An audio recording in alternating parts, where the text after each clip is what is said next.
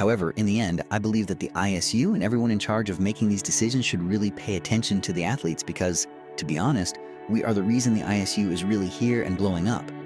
Without the skaters, the ISU would not be able to have all of us, and the arena was already celebrating. The odd aspect was that.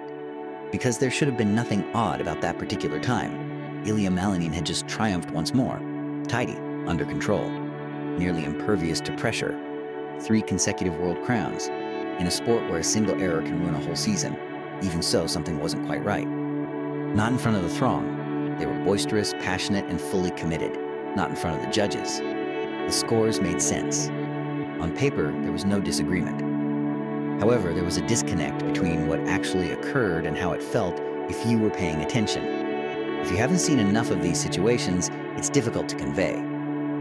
Large victories typically result in something tangible, explosion and relief, a response that is impossible to fake. Even before it occurs, you anticipate seeing it. However, that response never fully materialized in this instance. He completed the course, slowed down, stopped, and nothing for a moment. No release right away, no discernible change, just silence. It was almost as if he was there before the show began, and perhaps that's what set it apart. Since this wasn't your typical competition, things had gone the other way a few weeks prior. Milan, Olympic Winter Games. Not only were the expectations high, they were overwhelming. It wasn't a favorite. The favorite was him. Then it slipped in a couple of seconds. There are 2 falls. Not very dramatic. Not disorderly. But enough. Enough to eliminate him entirely from consideration. 8th position. It doesn't appear disastrous if you just consider the outcome. However, everything is altered by context. People speak about more than simply the performance when someone like Malinin misses. They begin to inquire about pressure, boundaries, and whether pushing the sport too far has a price. And there were no answers to such inquiries for a while. He didn't even give a complete explanation. Don't make long claims. No emotional meltdowns. Just succinct answers. Measured. Take caution. It typically indicates that there is more going on than what is being communicated in such circumstances. Therefore, it wasn't only about winning again when Prague arrived. It was about whether something had changed as a result of that Milan moment. You could tell as soon as you stepped onto the ice, not because he appeared hostile, not because he wanted to prove anything. In actuality, it was the reverse. Everything seemed to be in order, as if the choice had already been made before he left. The edges were tidy, not very sharp, not coerced. Seamless transitions, without hesitation. He was not responding to the show, he had anticipated it. The setup comes next. That pattern is familiar to all true fans. The entry, the little change in pace, the alignment. Explanation is no longer necessary. You simply see it. And even before he steps off the ice, the reaction begins to intensify, because there's still a portion of that jump that doesn't feel real. Quadruple axel, 4.5 turns. Something that only a short while ago, many publicly questioned whether it should even be allowed to compete. Nevertheless, he pursued it. Don't wait. No modification. Just dedication. He departs, tight, under control. For the amount of effort used, it was almost too clean. Revolves, unfolds. In territories, don't falter. No struggle to keep it alive. Simply flow. As if he had paid nothing for the jump itself. The arena broke at that point. Not slowly. All at once. But observe him once more. Because Ilia Malinin didn't appear shocked, even at that precise time when everything was going according to plan. He didn't appear to be relieved. Furthermore, he didn't appear to have just proven anything. If anything, he appeared to already be aware of the outcome. And that's when things begin to change, because the events that followed were no longer related to the performance. In Prague, the majority of individuals perceived control. However, control doesn't always look that way, not in light of the events in Milan. Because something normally remains after such a collapse, particularly at that level, even if no one specifically discusses it, and he didn't for a while. There were brief explanations following the Olympics. There were no thorough explanations of what went wrong, just succinct responses. Use caution before speaking. When athletes are still learning things on their own, they use this kind. There is a pattern if you go back and pay serious attention. The ice was not his fault. He did not hold the judges accountable. He didn't even point the finger at the situation. He kept thinking about something else, pressure. Not the boisterous kind, not the type you see.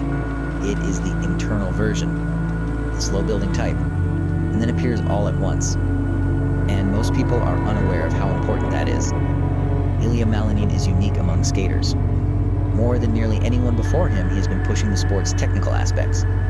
Quadruple axel, intricate combinations, layouts that are risky. Physical control is not the only requirement for that approach. Under pressure, it requires accuracy. And that accuracy shattered in Milan. Not entirely. Just enough. There are 2 minor mistakes. It only required that. However, in a system that measures, scores, and analyzes everything, sufficient is crucial. This is the point at which the situation becomes more intricate, because the sport itself was already evolving at that time, silently. Not in the news, not with big announcements, but in modifications to the rules. For future seasons, the International Skating Union had already started implementing changes. On the surface, several of them appeared diminutive. Steps with more stringent specifications. Program structures are being strengthened. Conversations about cutting down on warm-up time. None of them seem like significant changes on their own. However, when combined, they begin to alter the way athletes approach things. Instruction, danger, making choices throughout a program. Furthermore, those modifications have an impact on more than just tactics if you're someone like Malinin, whose whole identity in the sport is based on pushing boundaries. They have an impact on your potential. It wasn't yet being discussed in public. Not in Milan, not right away. However, it was present, behind the scenes.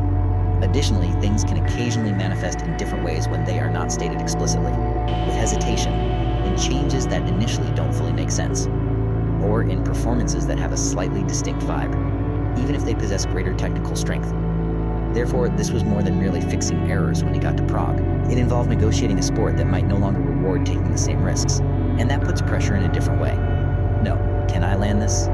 However, should I even be doing this now? That question isn't always immediately apparent. However, you can sense it in choices. What is tried? What is suppressed? What is carried out neatly rather than pushed to the limit? And that's why Prague was so fascinating, because it appeared to be dominating on paper. A program that is clean, high ratings, one more title. However, if you looked closely, you could have picked up on something subtle. He wasn't pursuing the extreme in the same manner, still exact, still strong, but measured. Controlled to the point where it no longer seemed like pure risk, as if something else had already been taken into consideration by the performance. Perhaps it had, because he eventually spoke up a few hours after the performance, once the strain of competition had subsided. Not very dramatic, not sentimental, just straightforward enough to alter people's perceptions of things. And the performance in Prague didn't feel the same after that.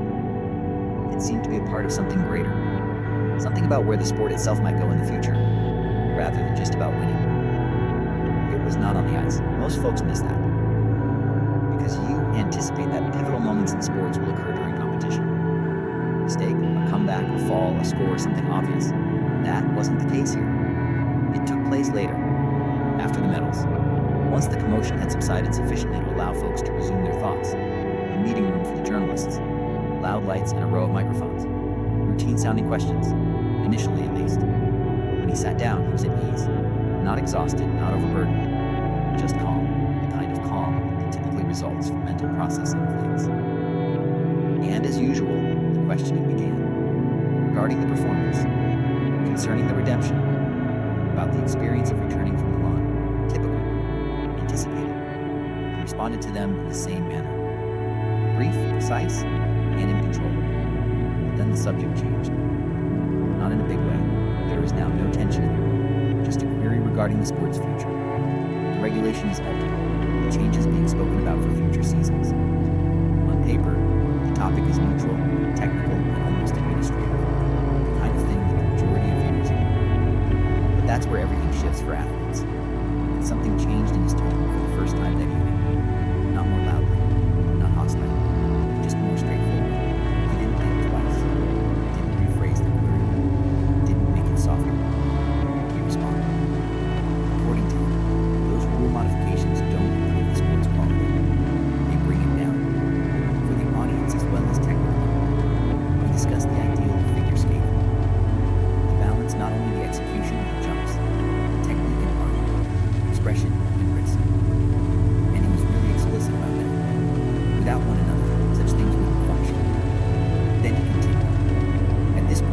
Everyone in the room began to pay more attention, because regulations were no longer the only thing at stake. It concerned the true purpose of the regulations. He claimed that the growth of the sport was due to the athlete, because there would be nothing to build upon without them.